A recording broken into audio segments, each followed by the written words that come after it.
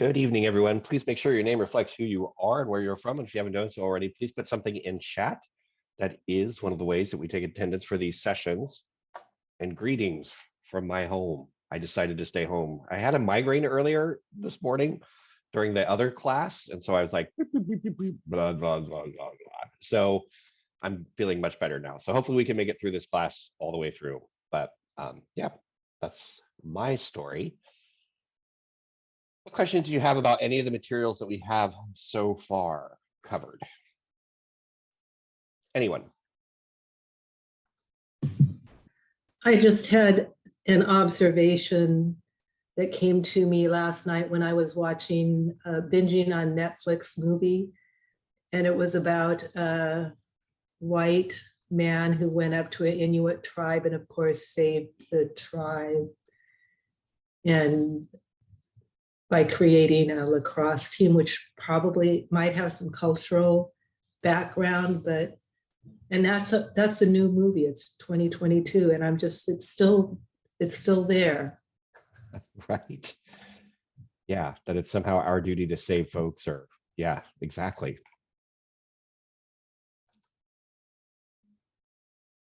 Others?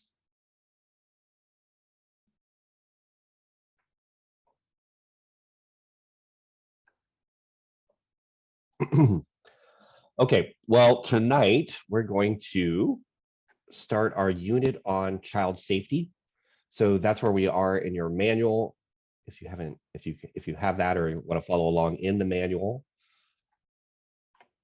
And let me get the slideshow started.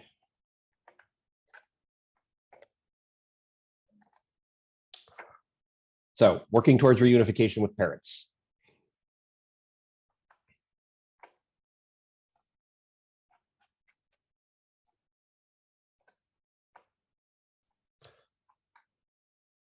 Just a reminder, parent-child reunification should always be the goal, especially at the beginning of the case, and absent clearly awful, horrible, and unchangeable circumstances.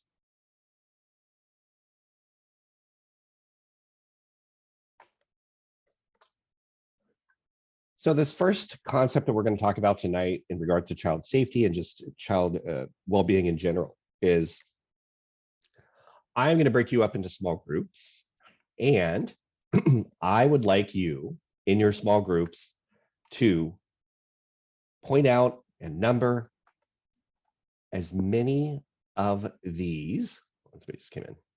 There we go. Find as many strengths as possible that this family exhibiting in this situation. And if at least one of you could keep track of what people are saying, when we come back, we're going to do it like Boggle, right? So I'm going to ask if whoever's got the most, they get to read first, and then we'll go from there. Come back, everyone. Okay. Did any group have 15? All right, I see 15. What about 20? I see 20. Did any group have higher than 20?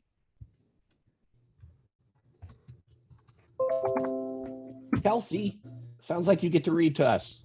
What you got? Oh, hold on just a second. Okay. All right, I'm ready. Okay, so number one is that the younger child is in a high chair. Okay. Number two is that they have food, and I just did this as a subset. I guess could be another one, but that they have nutritious food. We saw fruit and bread. Okay. Three, the older child is reading a book. Okay. Number four, we saw the home decor sign home. So hopefully they're in their own home. That was the assumption we made. Okay.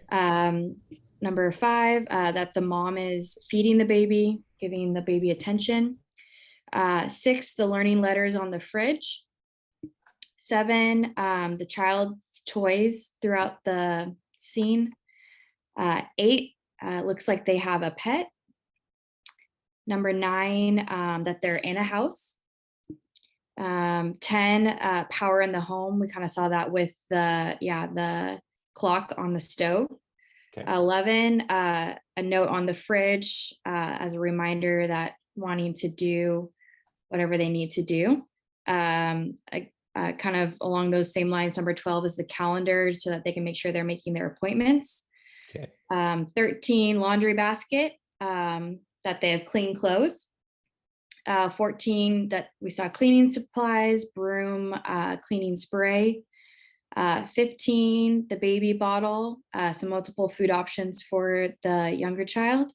16, that there would be food in the fridge and freezer, that most of the food that we saw on the counters didn't need to be in the fridge, so that assuming that there was the things that needed to be in the fridge were in there. 17, we saw the prescription bottle, so the adult is able to get prescriptions, have the money to do that, and whatnot. 18, the child on the floor has clothes on, and again, it seems like they have multiple options of clothes given the laundry basket. 19, oh, that was number 19, I'm sorry, the multiple clothing options. And then 20, the couch and TV, that they have other accommodations in their home. Great, thank you. Did any group have others?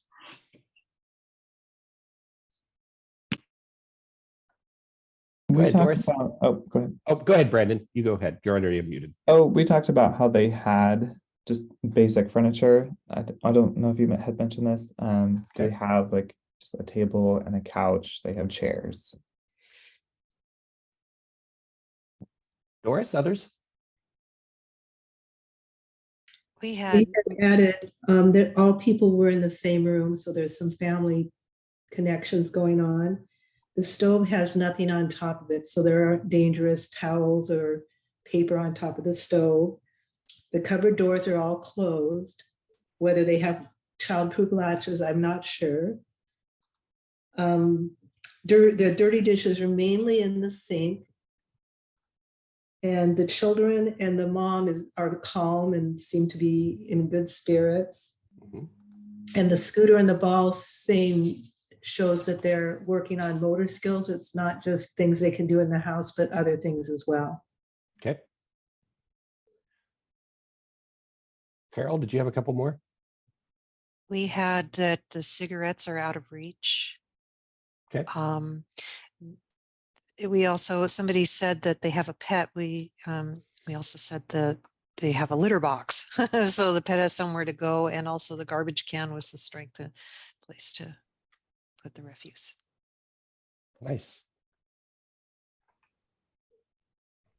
Anyone else?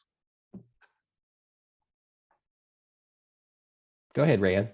Our group already went, but I just noticed, I think the baby has a diaper on.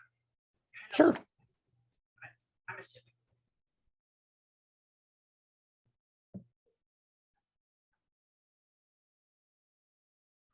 Great. Well done.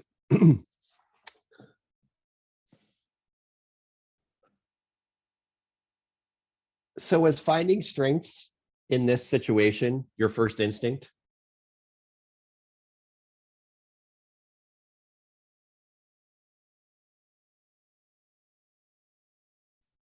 But do you see how if you just take a couple of minutes to think about what is shown here and kind of what is here instead of what's missing?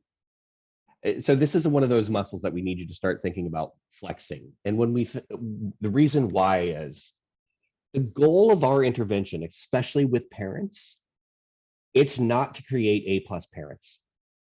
It's going to be rare that we get out of a family's life when they're like perfect. It's just not going to happen.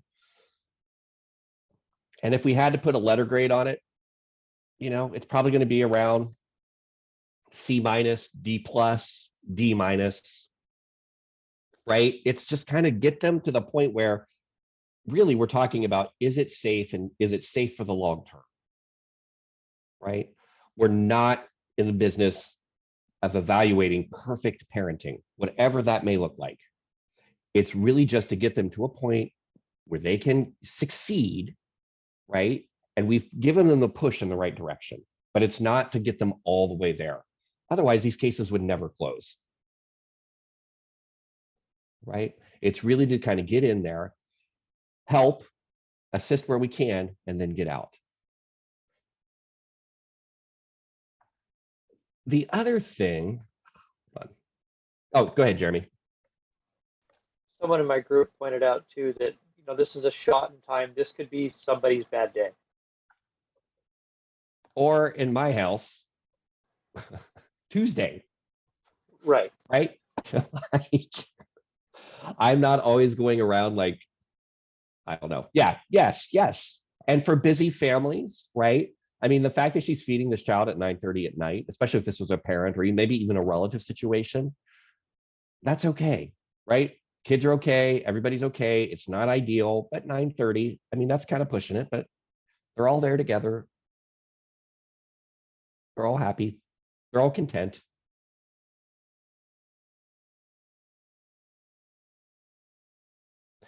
The other thing that I want you to start kind of redirecting your, okay, so a couple of other things. Foster parents, they're going to be a little bit of a higher standard. It's just the nature of the business, right? We expect more of foster parents. They've signed up for this. They've taken classes. They've had inspections. Like, they've had plenty of time to prepare to have a child in their home. And one of the big differences, and we'll talk about this next week when we talk about placement, one of the big differences between foster care and relative care is that idea of preparation. A lot of time, relatives were not expecting to be taking care of a child. And so it's going to be a little bit of an adjustment period while they figure out kind of what's going on, how to take care of a kid, because they weren't planning on it. That's a huge difference from the perspective that foster parents come into it, right? So we do have a little bit of a higher standard. If you repeatedly saw something like this in a foster home, you might start to ask yourself, can they handle this? But the same goes true for relatives as well, right? So rather than saying, oh my gosh, look, there's a knife on the floor, that may be a gun, like, this is crazy. I need you to start orienting yourself to the position of, how do they need help? Right? What do they need? Does anyone have any suggestions for how this family might, just looking at it and kind of walking into it, where do you think they might need help? Or how could we help them? Time management. Okay.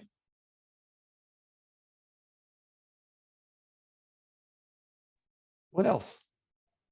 I think sometimes there is a skill set, and sometimes if you have a parent that's actually already grown up in the system, they weren't necessarily, it's not a given that somebody's taught that you do need to put the bread back when you use it, or you really, maybe do the dishes once a day. Not everybody, that's not necessarily taught to everybody. So maybe it could be just topping off with some parenting classes, and like Jeremy said, time management. Maybe they actually need some resources for a little bit to help them. Somebody that could come in and say, this is how we would time management, not just say time management, but teach them what that skill set actually is with time management. Sure. And maybe there's a resource for them on that. Yeah. Or relatives, right? Coming in and saying, hey, we have a program called Home Builders, and that's kind of the thing that they do. They come in and just kind of, for like once an hour a week or so, they just come in and kind of help with the house, give some pointed instructions, things like that. That's one resource. Can anyone think of anything else?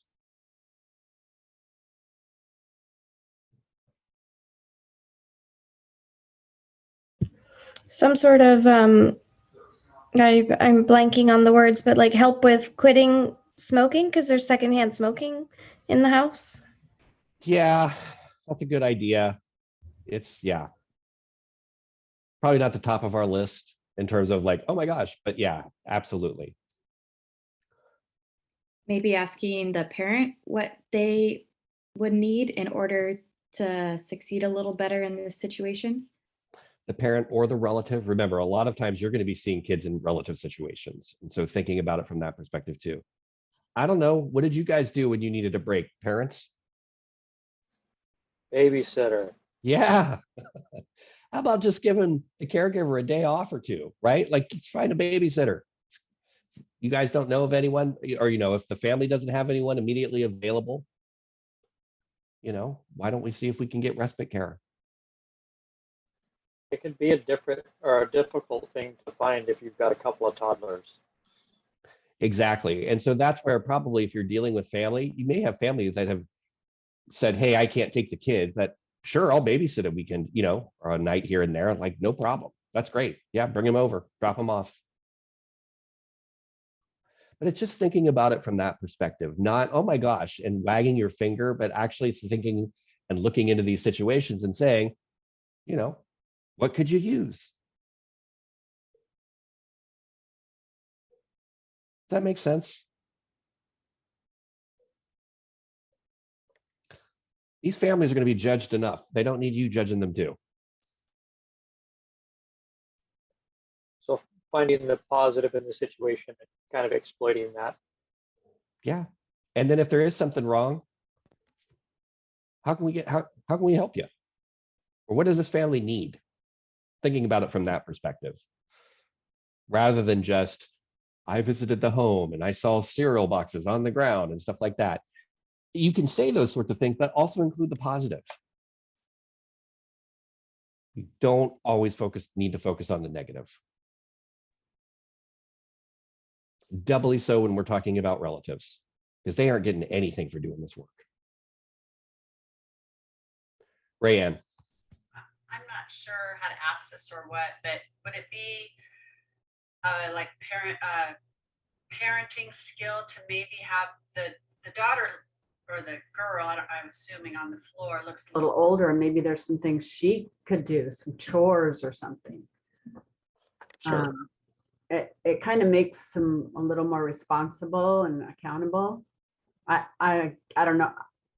I wouldn't know how to say that, but that was just an observation. I probably wouldn't, because that gets into the judgy, like you should do this or you should raise your kids this way. And that's what you want to avoid. Just want to make sure everything's good. I was gonna say, I mean, we don't know how old she is, but she's currently educating herself, whether it's homework or coloring or reading a book. Yeah. If anything, I feel like that'd be a pro, right? Yeah, totally. Seems happy. Yeah.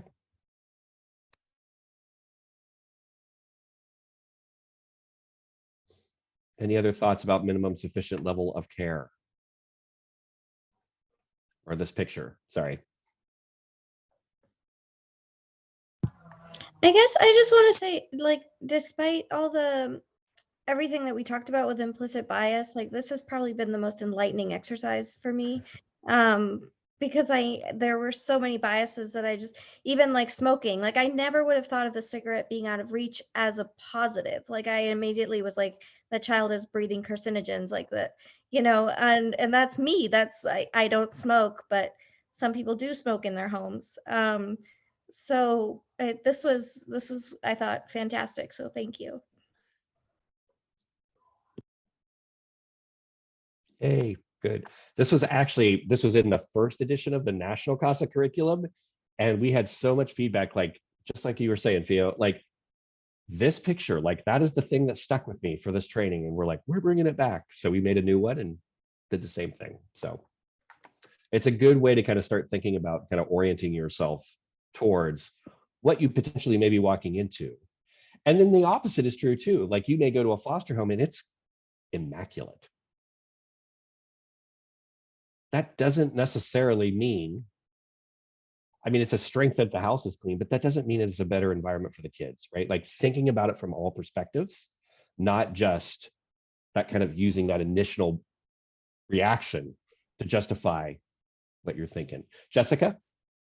I used to have a friend, kind of to go with the topic of having like a really immaculate house, who her mom had kind of like OCD, and to the extent of like not being able to basically live freely in their house. Like their room was their safe space, and God forbid there was any kind of mess anywhere, because there'd be repercussions and go to your room. So like you said, just because the house is completely clean and immaculate doesn't mean it's going to be the best environment for that kid to grow up in.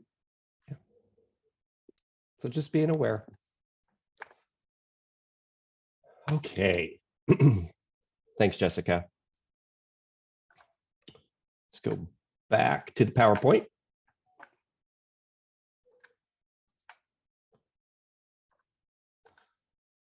All right, so these next series of bullet points, there's 5 here. So this is part of a presentation that we had somebody give at one of our conferences. But what I want you to think about, I'm going to read these off to you, and I want you to think about, do the items in that bullet point, do they, for you, is it pretty clear that this is a basic minimum, this is a minimum sufficient level of care thing? All right, so all I want is like a thumbs up or thumbs down, or if you're not sure, you can do one of these things. Okay, let's start with this first one. Parents will be dependable in providing basic care, that is food, hygiene, supervision, medical dental treatment is needed, supervision, sorry, that's on there twice, protection from danger or dangerous persons to a reasonable degree. Does that fall within your definition of kind of like minimum sufficient level of care? Does anyone disagree? Okay. Hey, yeah, that's pretty, yeah. Dependable basic care, like that's Maslow's hierarchy right there. That's minimum sufficient level of care.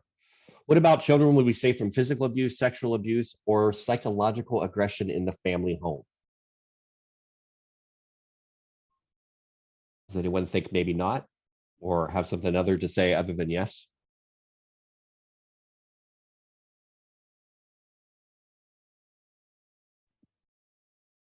Okay. What about parents will provide children with emotional warmth and encouragement?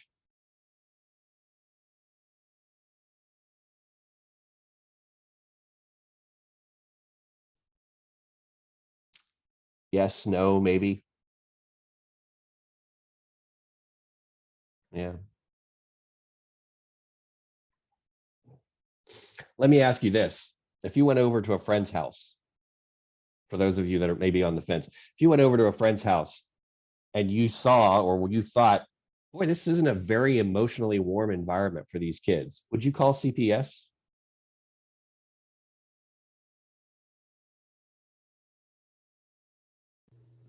No. Thank you. Right? And so sometimes that's the other thing to be aware of. Sometimes our ways of getting families out of the system, we have a higher bar for them coming in than coming in. At that point, will you just tell like a trusted adult or somebody else that you trust and say like, hey, you know, I just noticed this and thought it'd You be could. worth mentioning? But is this necessary? Is this a minimum sufficient level of care type of a topic? Are you worried, Jessica? Was that Jessica or Fio? I can see you. Sorry. I think it would be a little concerning. I mean, not that they'd be unsafe, but it's like that would be kind of concerning. Is the only place a child can receive emotional warmth is from their parents? No, fair enough. Right? Or what if it's only one parent that's that way? See how it starts to get a little gray? Kelsey? Yeah, I think with that, it's, you know, we all express emotions differently each home. And so, you know, in my home, we always say, I love you to each other, you know, at the end of a conversation or whatever else. But I've been around some friends who are great people and their families are so great, but they're not like that. And again, I think that's where we just have to make sure that we're checking ourselves, and you know, how we do life is not necessarily how other people do it, and that's not necessarily a bad thing. What about children will receive stimulation and education necessary for normal development?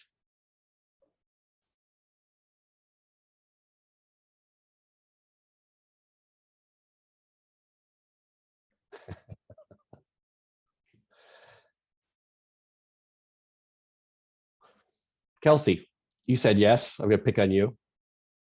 What's normal? Well, I think, I mean, with even this one, and again, even the one before that, we're saying that, yes, we think this is sufficient minimum care. Yeah. So, I mean, I feel like that is more than sufficient, in my opinion. Because, I mean, So how what I'm many asking- parents are even around to, oh, sorry, am I not What would answering it, correctly? nah, that's okay. What would it take? Sorry, I kind of set this question up wrong. If the child didn't receive stimulation education necessary for normal development, does that not go above minimum? Right? Like, do you need that to be part of minimum sufficient level of care? Oh, I think that's more than minimum.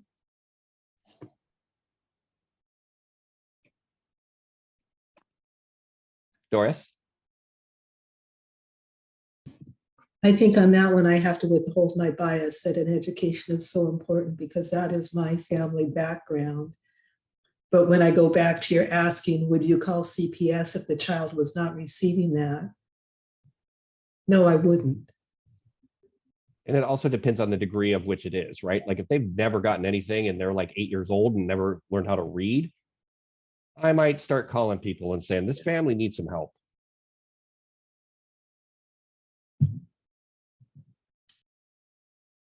Vicky?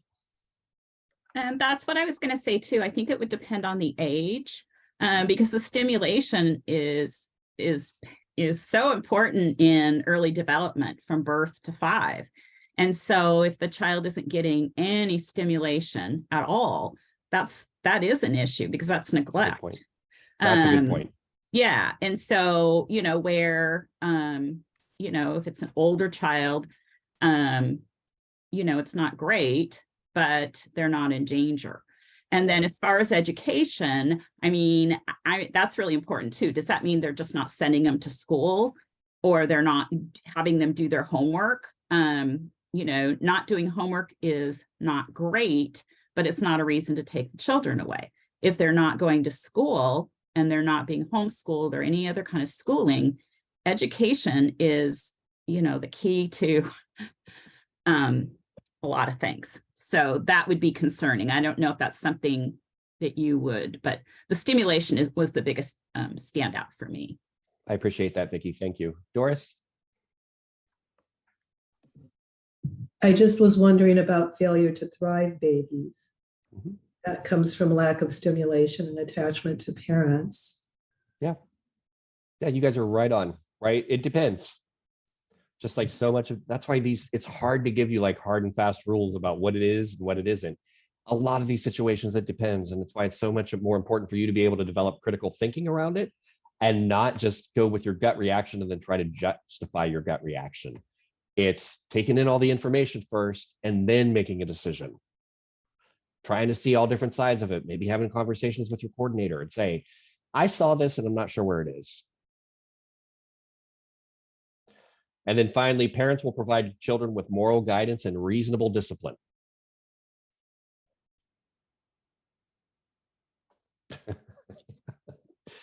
Right? What's moral? What's reasonable? There are so many variables with that one.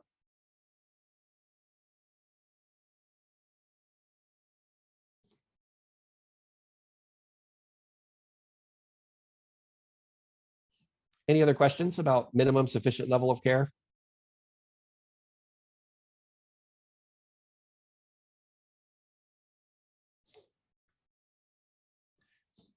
This is a hard one sometimes for folks to get their heads wrapped around, especially new folks, because you're just like, oh my gosh, it's still awful.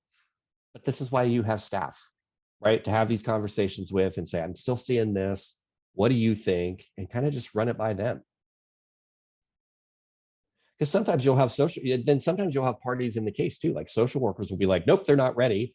And you may have to say, this is good enough. And that's cool too.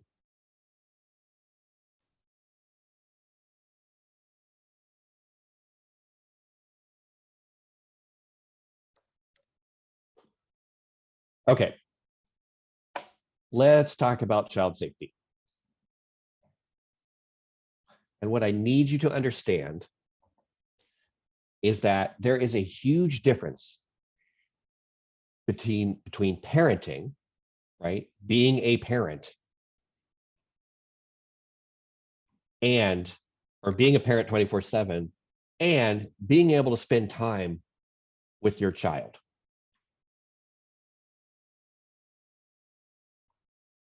For example, I now have a 17-year-old, but when we first started doing this training, he was 14 years old. My 14-year-old could be safe with any child, right? Like he's not going to hurt that child. He's not going to endanger them. That he could be safe. He is in no means ready to be a parent at 14. And so where a lot of this child safety work comes into play is thinking about visits. How frequently can the parent and the child get together? That's the biggest use of this. There's some other uses as well, but that's the biggest one, especially at the beginning of the case. Can the child and the parent safely be together?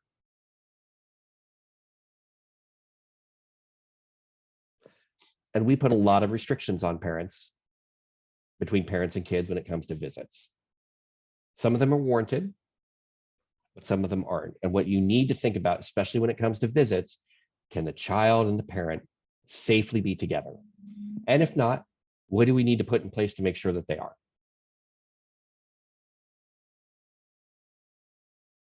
But that's kind of the overarching theme of this next section when we're talking about safety. Okay.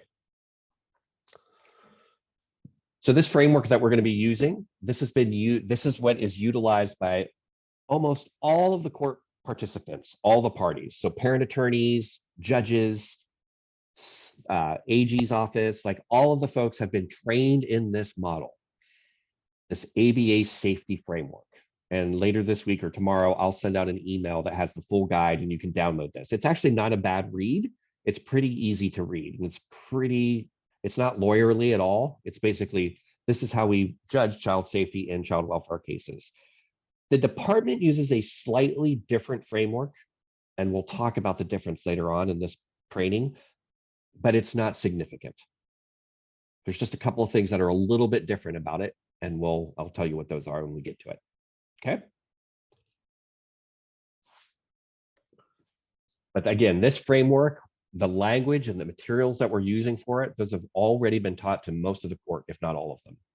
So you should feel confident in using this terminology and people being able to understand what you're talking about.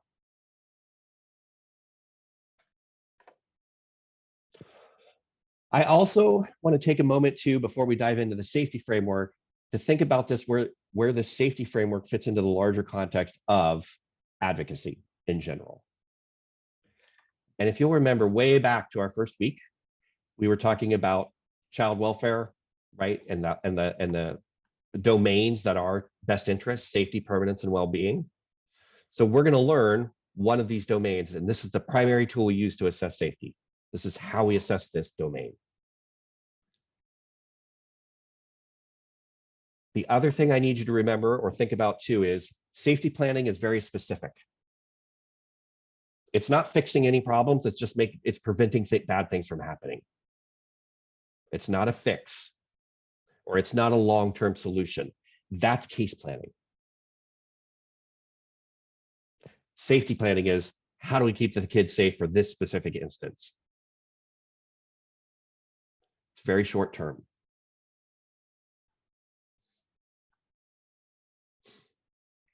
And so when we're looking at safety planning, we're going to be talking about threats to the child, how the child is vulnerable to that threat, and what's missing. Why can't the parent keep the kid safe?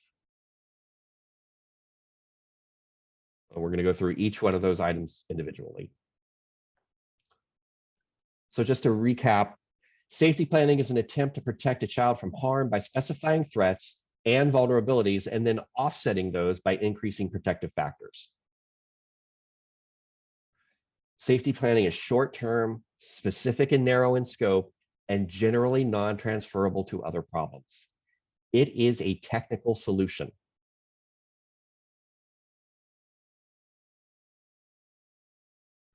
Case planning, on the other hand, is an attempt to modify behaviors, build understanding, and requires an increase in self-efficacy and self-awareness of the parent. We're modifying a behavior. That takes time. Case planning is generally long-term and generative and broad in scope, and the knowledge gained can be transferable to other problems. It's adaptive. And one of the best ways I've thought about ways to kind of explain the difference between safety planning and case planning, or technical problems and adaptive solutions, we have a cliche. And this is how I hope you can, and so just think about it in terms of this way. Safety planning is giving a parent a fish. Case planning is teaching them how to fish.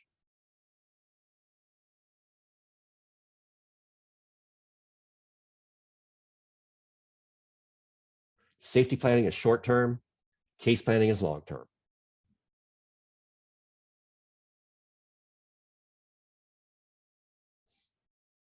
With me so far?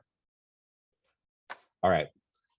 So I apologize. We're going to be going into like abstract land for a lot of you. So for those of you that are like, I need examples, we will get to that. That's the second half of this training, but I got to set up the framework first before we get to playing with it. So so just bear with me if you're one side or the other.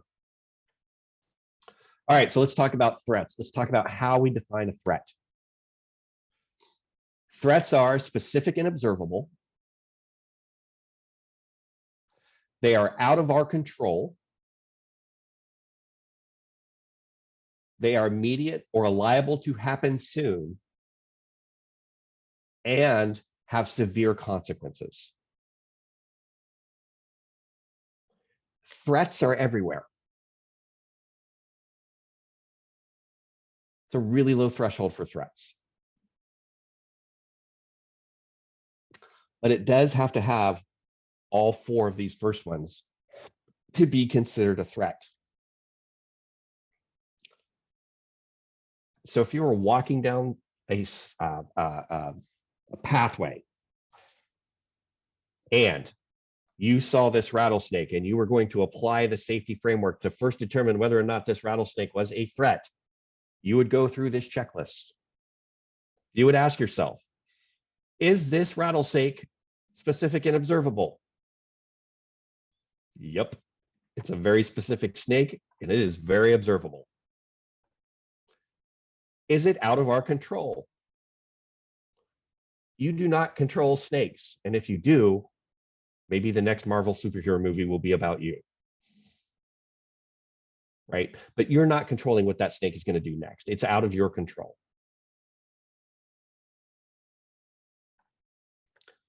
Is it immediate or liable to happen soon? Yeah, don't know that much about snakes, but I know if they've got their rattle up and they're coiled like that, it ain't thinking about it. Like, it's going to do it. Are there severe consequences? Yes, rattlesnakes are poisonous. And thankfully, this analogy breaks down because rattlesnakes are not everywhere, but you get the idea.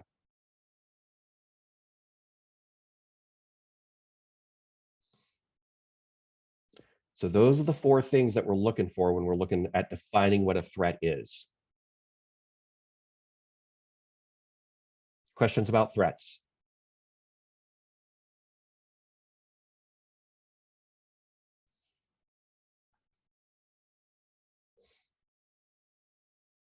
I know this seems super basic, but believe me, attorneys are the ones that are responsible for, hey, this coffee may be hot on your lid. We have to get this basic. It'll help you in the long run too. Okay. Oh, I forgot this was here. Yes, I guess snakes are everywhere because even Carrie Yules is bitten by a rattlesnake. So there you go. For all you Princess Bride fans. Okay. Vulnerabilities. Vulnerabilities are child specific. That means there is no such thing as a global vulnerability or a child is always vulnerable. It is child specific. Child A may be vulnerable, child B may not be. And to make things really easy, vulnerabilities they're judged, they either are or they are not. There's not, so you can't be a little vulnerable or very vulnerable. You either are or you are not.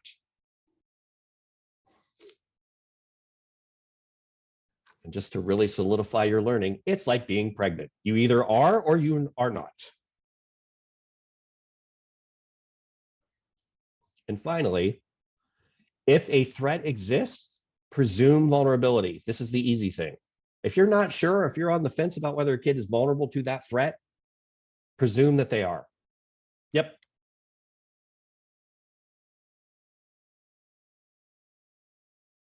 So the question for our framework is the child vulnerable to the specific threat?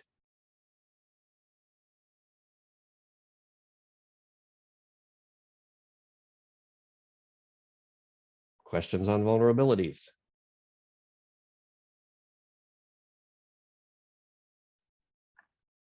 All right, let's talk about missing protective capacities.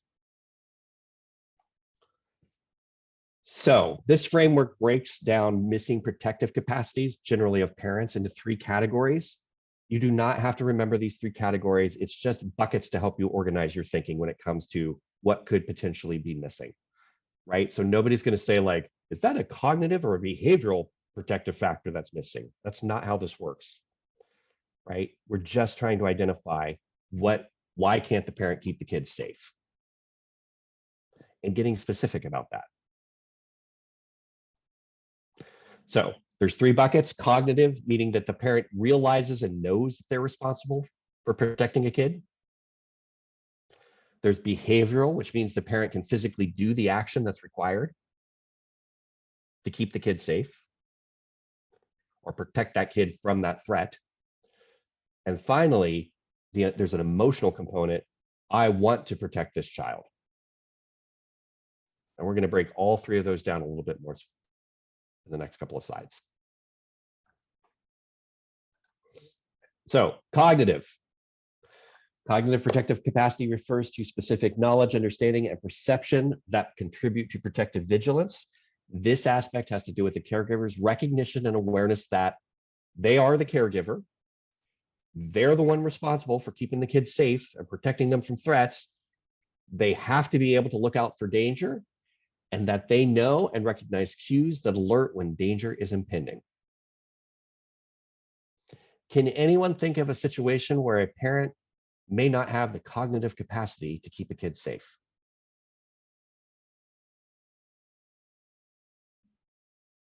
Anyone? Under the influence. Right. They are under the influence. They're too drunk or too high to take, yeah, right? That's a short-term thing. They're not continuously drunk or high, right? But like in that moment, if they are too drunk or too high to provide this protective capacity, that's a problem. It is not a safe situation. Rose. Also, if they have severe mental health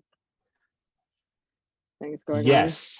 Yeah. And mental health, that actually kind of goes into one of the other categories too. Like I said, I don't always like these buckets, but yes, Rose, it's the same idea, but this cognitive capacity. What about another reason why a parent may not be able to keep their kids safe?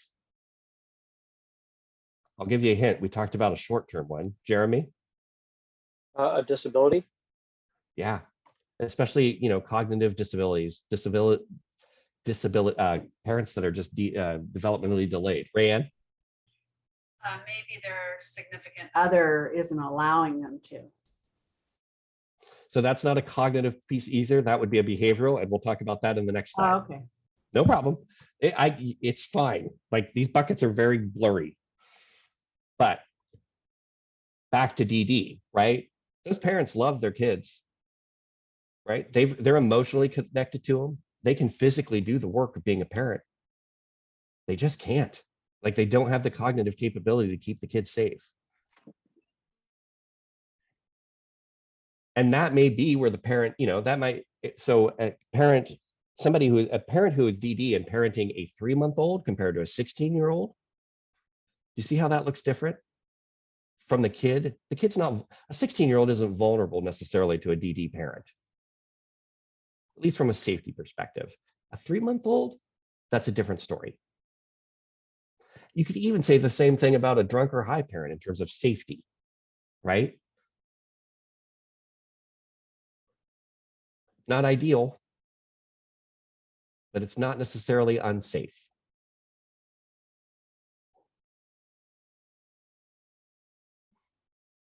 That's cognitive. What about behavioral? Behavioral protective capacity refers to specific action, activity, and performance that is consistent with and results in parenting and protective vigilance. Cognitive contemplates knowing, behavioral contemplates action. So, big one, the parent has to have the physical ability to keep the kid safe. They have to be able to do it. The ability or willingness to stop what the caregiver needs to do, meaning they have to be able to defer their own needs in order to meet the child's basic needs. They have to have the energy to do what needs to be done when it comes to parenting and keeping the kids safe. And that they have the skills that will help the caregiver effectively carry out what he or she intends. So backing up, can you think of a situation where a parent may know they need to be keeping a kid safe, but they don't have the energy to do so? Medical issue. Medical issue? Maybe a single parent who's overworked. Perhaps single. I don't know about energy, but yeah, if they're working a lot, that kind of a situation, sure. Doris? That was what I was going to say, working a lot.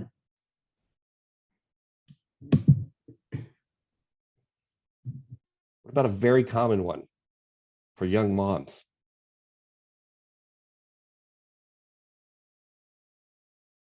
Postpartum depression? Where a mom knows, I need to be the one taking care of this kid. They just don't have the energy. And so, Rayanne, when you were talking about mental health issues, this might be where this, like if they're too depressed to even get out of bed or do the thing that they need to do to keep the kids safe, that's where that becomes, that's how they would categorize that here. Same idea, it's still a missing protective factor. Whether you call it cognitive or behavioral, nobody cares. What about having the skills necessary, the skills that will help the caregiver effectively carry out what he or she intends? This is a little bit more uncommon, but it's not, but it does happen. And a good example of that one might be like a feeding tube, right? Where the parent or GI tube for the kid, and the parent has to have specific knowledge about how to care for that and take care of that. And they may not. And until they do, it may not be safe for them to be alone with their child for extended periods of time until they learn how to properly maintain that feeding tube.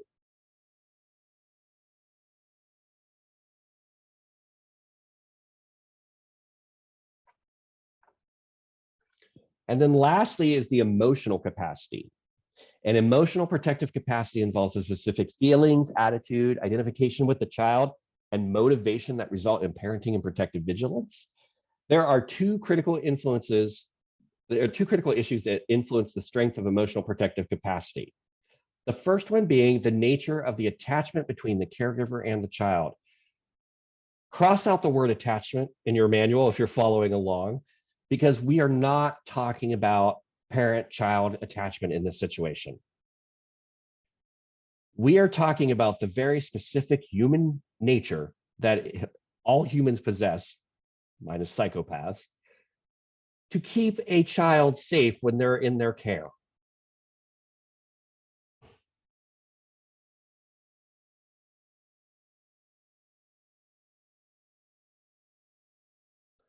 Does the person who's going to be spending time with this child want to keep the kids safe?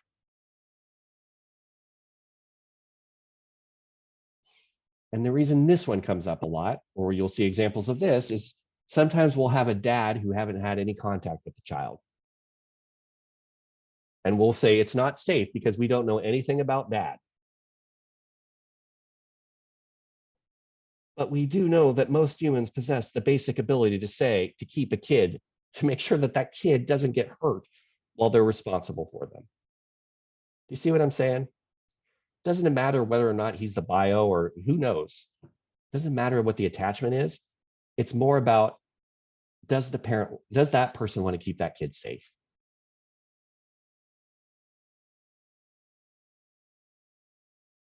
The second one is the caregiver's own emotional strength. Do they have the capacity to keep the kids safe emotionally? And with that, a situation where that may come up is, imagine a parent that just got some bad news and they're going to go do a visit and they are distraught and they are just like beyond what, like they're just not available to keep care of that kid and keep that kid safe. They're doing their own thing. We've had situations where parents get so worked up or something that has happened to them recently that they go to the visit and then they just walk out. That's not safe, right? Like they just didn't have their own emotional strength about them to say, to keep the kid, to be able to provide a protective capacity for the kid. Again, that's another missing protective capacity. Do they have the emotional capacity to hold it together long enough to be safe with the kid?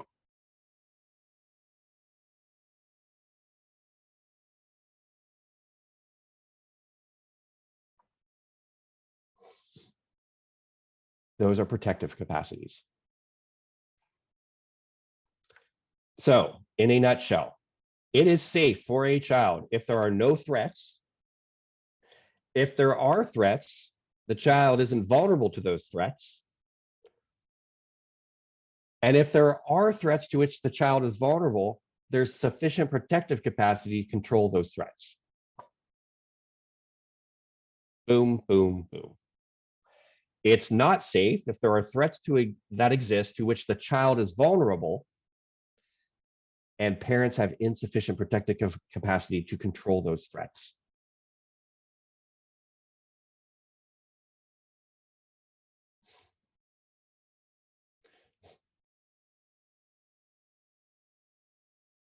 You with me so far? In the chat, am going to put a guide or like a worksheet that we put together to kind of help and put this all in one place for you all.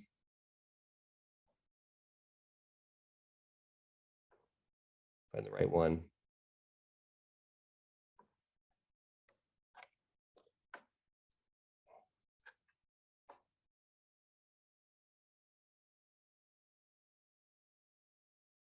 Oh, wait. Is it this one? Yeah, that's the right one. Yep. Okay. And you can consider that your cheat sheet. We're going to be referring back to this for a while. But so now what I'd like to do with you all is work through some scenarios. And we're going to start from super basic scenarios to ones that might get a little bit more complicated. Okay. So first one. Oh, sorry, to refresh. What are the threats? Is the child vulnerable to this threat? And are there protective capacities to mitigate the threat or reduce the child's vulnerability?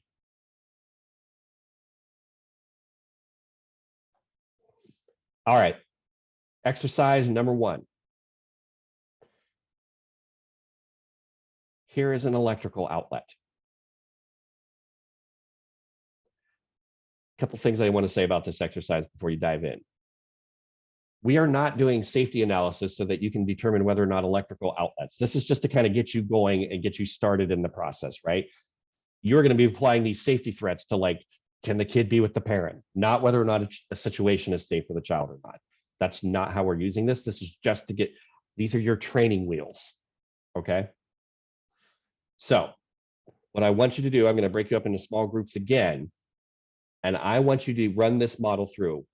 What's the threat? Is the child vulnerable? And so I've got 4 examples. And again, this, I know I say one of the things is it's child specific and every child's different, but guess what? We're going to use generic kids because we don't all know the same kid. So for the sake of learning, but the 3-month-old, you can say, oh, that's Corey in our case, right? The 3-month-old Corey, a 3-year-old, just your generic run-of-the-mill 3-year-old. The 7-year-old in our case, Chris, and then also a 15-year-old. So I need you to identify the threat. Is the child vulnerable?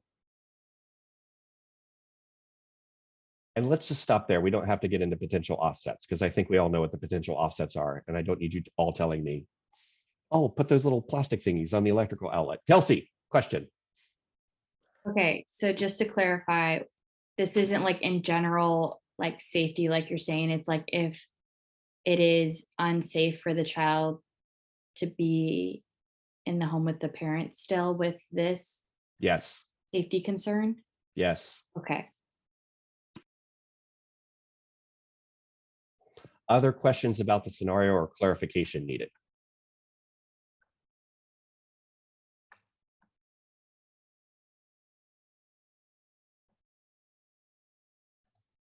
Yes, it is an active and alive electrical outlet. No, it's not GFCI. We've had electricians go through this training and gotten into large arguments about whether or not that was safe or not. This is your standard 18 inches off the ground electrical outlet that you see pretty much in every wall of your house.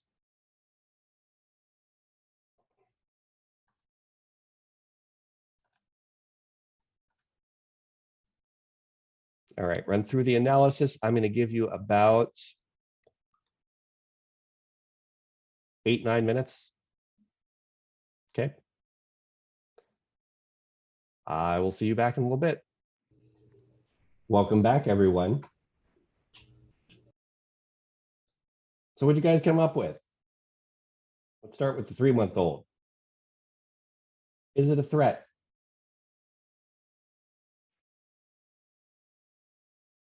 Is it a threat to the 3-month-old? Yes. Okay. Does anyone disagree? He said I would probably not. No. Why'd you say yes, Jeremy? Because my 3-month-old was mobile. Okay. That's odd. Why'd you guys say no? Normally, a 3-month-old wouldn't be able to open it or reach it or hopefully ingest it on its own. Other reasons? You said no, that this was not a threat to the 3-month-old? Unless the parent's the one drinking and not able to take care of them. Okay. Hold that thought. Is it a threat for the 3-year-old?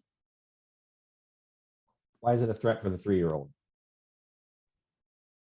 Because they're busy investigating everything, sticking their fingers in, or a pencil or a bobby pin or whatever. And it doesn't help that their fingers are so small. Yeah. Other reasons why you thought this was a threat for the 3-month-old? I also think at 3 years old, sorry. they're not really able to appreciate the potential danger of sticking your finger in an outlet. What do you guys all describe? Hold on. What are you guys all describing? Vulnerability. Cognitive. Vulnerability. I haven't heard anything about the threat. What's the threat? Potential death if they're electrocuted, or just overall physical danger. Yes, that's the threat, Emily. Oh, you're gonna. Yeah. You see what I'm saying? That's the threat. The vulnerability, all you guys are like, well, a 3-month-old can't do this, or my 3-month-old did that. That's child specific. The threat is the fact that you got something in your house that has enough electricity running through it to potentially kill someone. And the threat is the same for everyone. That electrical outlet is a threat for you. You're just not vulnerable. You follow what I'm saying? And I know this seems like, but like I'm telling you, when you start applying this to harder cases and harder situations, figuring out what the threat is, why the kid is unsafe, that's critical. And being able to specifically say, here's why this is a threat. This is the threat. It's specific and observable, out of our control, immediate or liable to happen soon. Damn it, I forgot the last one. But you get my point, right? Like it fits all 4 of those criteria. And this is the difference between this framework and what the department uses. the department, kind of like what you guys are all naturally drawn to, merges vulnerability and threat under the same thing. So they'll say it's a threat because the child's vulnerable, right? They merge those two ideas together. But we take an extra step of what is the threat? Why is this child vulnerable to this? And what are some potential offsets?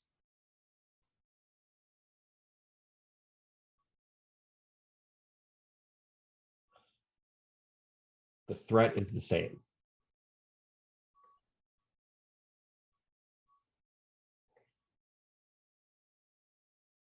Follow so far? Okay. My group did this as a yes, no. We did not name it like that. Just FYI. Right? You still have to go through that analysis though, right? Like, what's the threat? How is the child vulnerable? And then we'll get to offsets. But the hard part is nailing down that threat.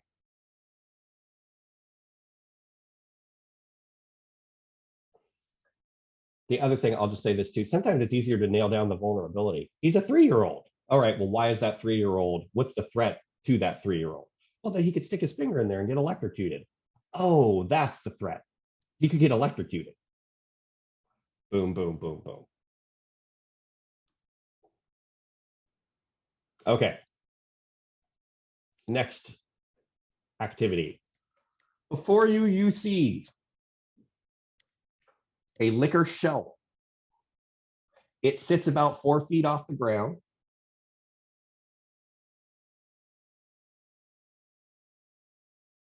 There's no doors. Yes, that's actual alcohol in those bottles. Yes, they're both glass and plastic.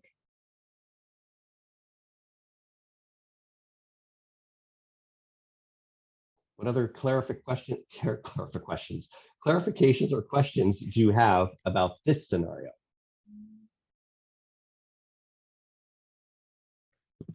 Are they out of reach? They're 4 feet off the ground. They probably don't have any safety child cap lock either, needless to say. Nope, they are just regular run-of-the-mill lids, regular lids. I think it's safe to say that. Hold off on your analysis. I'm going to break you up into small groups to do this again. Right. Okay. Okay. Any other clarifications needed about this scenario?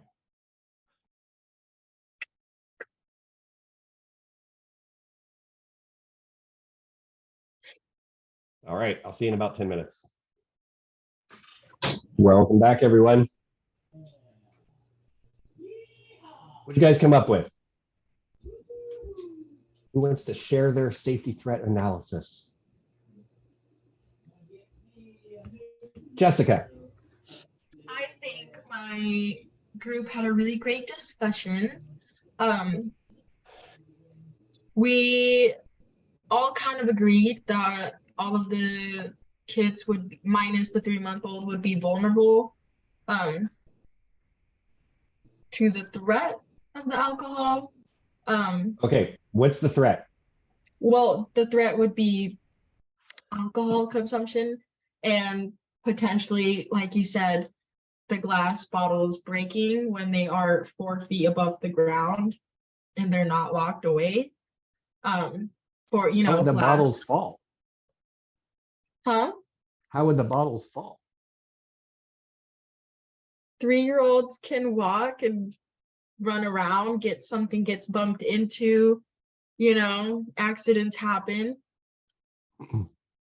But I think her name is Connie. Somebody mentioned that one of the most vulnerable would potentially be the 15-year-old, mainly because of the curiosity that comes behind alcohol. Somebody also mentioned if, you know, they live with a parent or somebody who drinks a lot in the family, you know, that could make them more vulnerable to want to try it, therefore increasing the level of threat that there is for them. Okay, so let's back this up. What's the threat for the 3-month-old?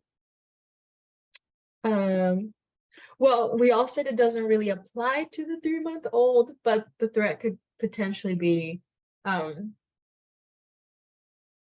well, no, it's making me think about what, like, potentially if, let's say the mother is breastfeeding. Now, this is just me thinking like on the fly. You know, if the 3-month-old is breastfeeding, that could potentially, you know, be problematic. Okay. Jessica, let's call in a lifeline. Hey, other groups, what did you guys come up with for the 3-month-old? Is it a threat? Yes, it's a threat for alcohol poisoning. But For a 3-month-old? yeah, How? they're just not as vulnerable to it. How?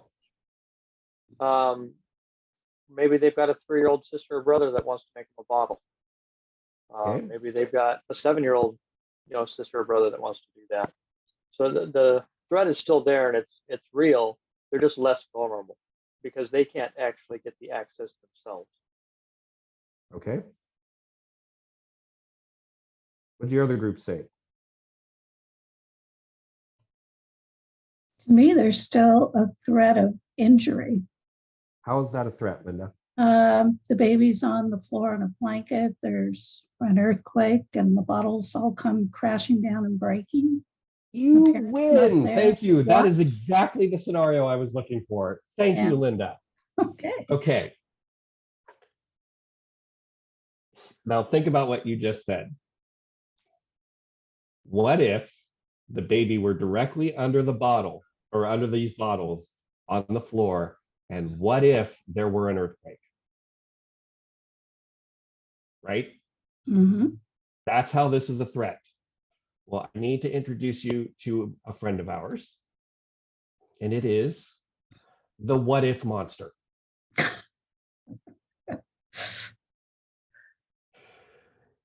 The what if monster likes to lurk and say, well, what if this happened? Or what if this highly unlikely situation happened? That would constitute a safety threat.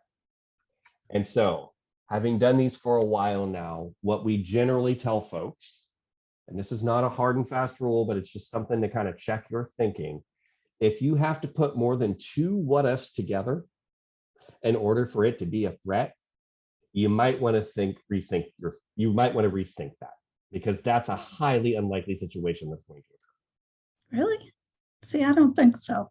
Baby I on mean, the now- floor and there's an earthquake. We have an earthquake every 10 years. But if you're 3 months and we have the earthquake, But then that, you know, but again, nowadays they want you to, secure your bookcases, and they tell you in all these child things not to have your young children near the bookcases. I went through some of that training as a grandparent, so I don't know. But would you you're call right. CPS? Would you call CPS? No. There you go. Right. So that's that whole notion, kind of keeping yourself in check, because it's really easy, right? When you're scanning for threats to think, and they are everywhere.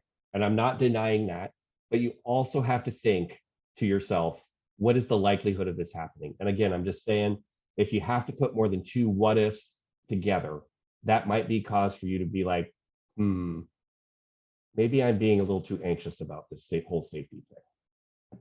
And I get it, it's a natural inclination. Rayanne.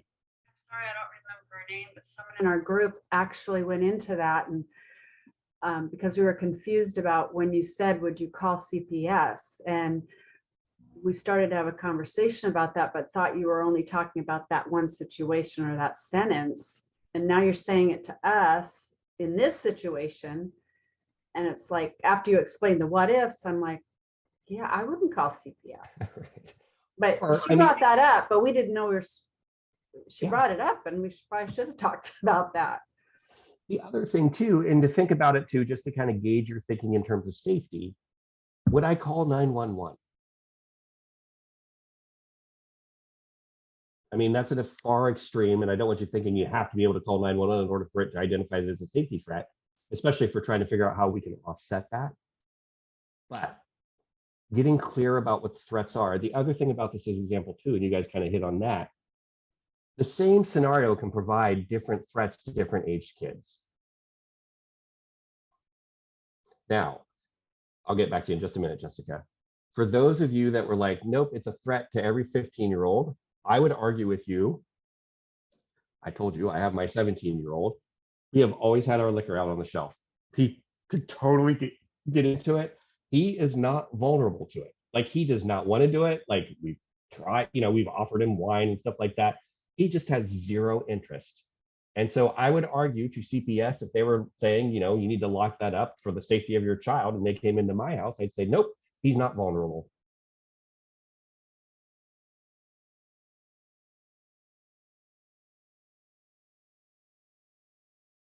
I don't know that I'd win that argument. That's what I'd say. You know what I mean? That's that child-specific nature of the vulnerabilities and the threats, or the vulnerability particularly. So are you saying that it would not, a 15-year-old would not be vulnerable because your child was not? No, I'm just saying that my child, because it's specific to my child and vulnerabilities are specific to the child, would not be vulnerable.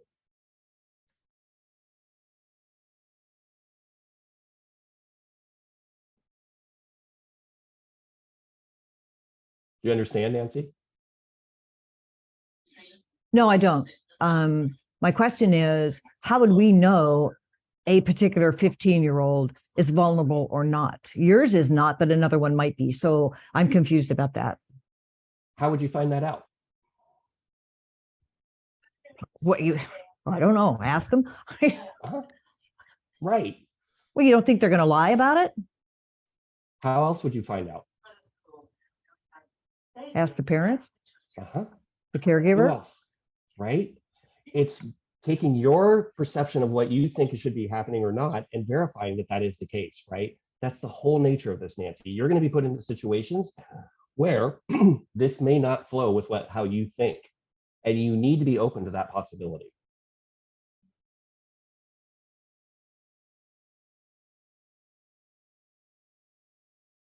You don't seem convinced, Nancy. That's okay. We can move on. But yeah, I understand what you're saying, but no, I still don't understand, but that's fine. Can I We'll keep piggyback listening. just for 1 second on Yeah. Nancy's question? And we're not doing child specific, but yet child specific.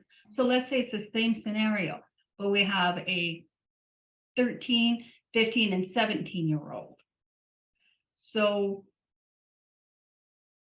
we find out, however, I'm guessing just asking, we're concerned about let's say the 13-year-old is vulnerable, but we really don't get a really good reading that the 17-year-old, 15-year-old.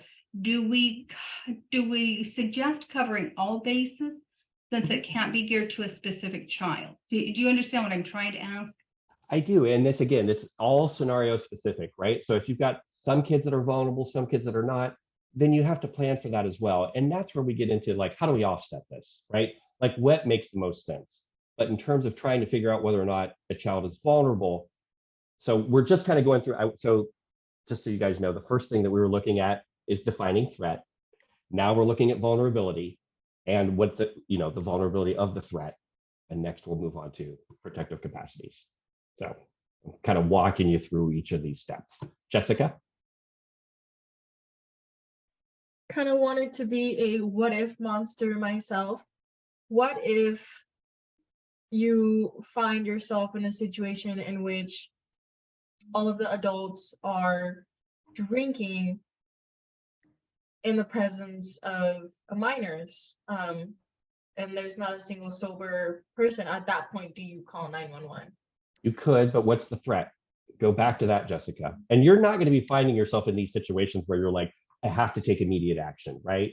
9 times out of 10, it'd be like, I'm going to call the social worker, or, like, hey, this is happening.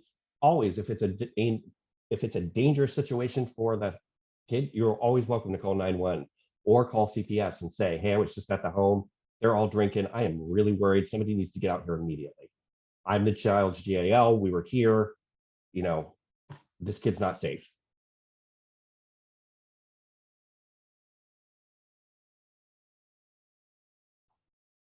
And again, I want to make it very clear, the reason we're learning this is basically trying to figure out whether or not a parent is safe enough to be with a child. We're not going to be walking into scenarios and doing that kind of safety analysis. That's not what this tool is for. This is this is more, a little bit more, can this happen or should this happen? And if it can, or if it can't, how can we make sure it is safe for the time being?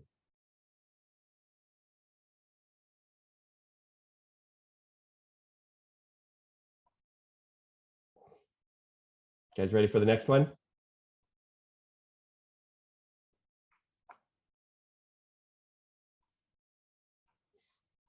All right. Diane, the mom on our case, mentions to you moments before the scheduled Saturday supervised visit. So you both pull into the parking lot at the same time. You're walking in. She's going to go do a supervised visit with her kids, right? Meaning that somebody's going to be there to watch her and her interactions with her kid and make sure it's safe. She mentions to you on the way in that she slipped up and used meth on Wednesday. It's now Saturday morning.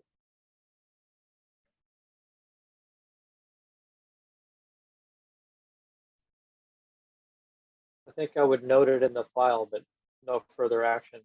Hold on. Does anybody need further clarification before I break you up into groups again? Yes, Ryan, are we assessing whether it's a threat for the visit? Or Yeah, threat for the okay, child. Yep. just for the visit? Yeah.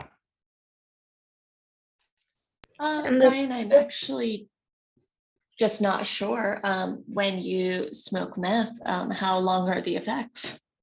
So mom drove there. She made it there safely. She's talking to you like a normal person. That help? Are we assuming that that would not be how they were after smoking meth? You would have no idea that she were smoking meth unless she told you. Okay. Usually stays in your system for like 3 days. So Okay. The 3 rows, is that 3 months, 3 years, and 7, or? Yeah. Yeah. Okay. Exactly.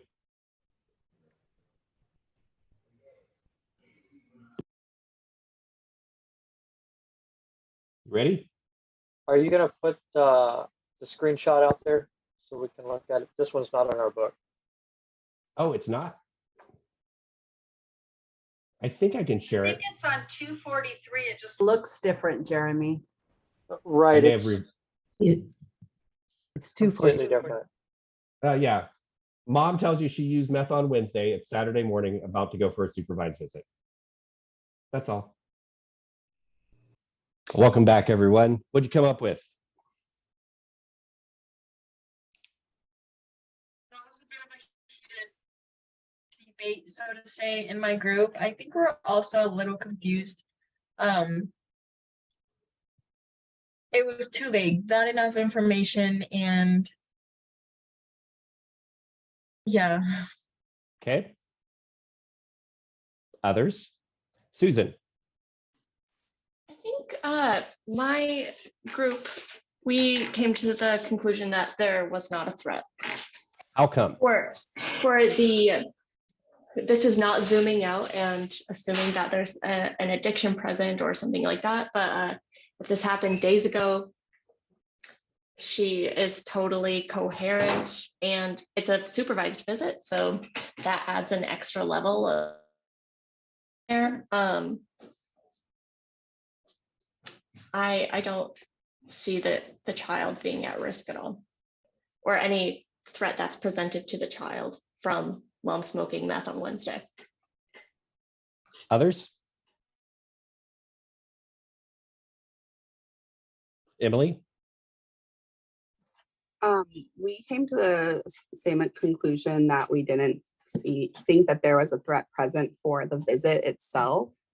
And it takes a lot for a parent who is struggling with addiction and has supervised visits with their child because of probably addiction problems to come forward and admit that they slipped up. And it's more of almost like they're reaching out for help still. And like that should be an opportunity to be like, well, thank you for coming like sober to visitation and being coherent. What can we do to help you so that we don't have, you know, these slip ups? Or like, do you need other resources? Thanks. Thanks, Emily. Yeah.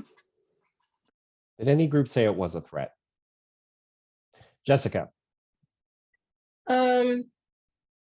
Now, in hindsight, I feel like I could have potentially been very biased about this, but one of my group mates and I said that it is a threat, mainly in the way that if you have a slip up like that, as you know, it does take a lot for a person to admit something like that, but in that point of time, you could potentially, I mean, I don't know anything about the come down of meth, but like, let's say it puts that person into a state of mind where they're not cognitively there for that child and could potentially neglect the child. You know, maybe the child itself is not vulnerable to meth, so to say, but the threat of the vulnerability that comes with the actions of their parent afterwards, that could be a threat. Jessica, was it specific and observable? No. Right. We said we would not have guessed it had she not mentioned anything. However, one of the other teammates did mention that although we would not be able to notice that in the parent, potentially the child could. At the end of the day, that child does spend a lot more time with their kids. And what would that mean for their psychological being of the child? Do you think, so it's 7:30, so we'll continue this conversation tomorrow, but guess what? Most of our kids have seen their parents high before. And in fact, are probably more familiar with them high than they are sober, right? And they still want to be with them. I'm just saying that. So Jessica, what you guys are talking about is the difference between, this is not a safety threat, but it is definitely a case planning issue. See what I'm saying? That addiction thing is that behavior change that we're seeking to modify, but right here, right now, she presented fine. It's supervised, like there's an added layer of protection. As far as safety for that child, she drove there, so obviously she got there somehow. We're good. But it is not to minimize the fact, holy cow, she's using again. We gotta figure this out. That's where I'm gonna leave us tonight, and then we'll pick up this conversation tomorrow, okay? Have a good night, everyone. Thanks.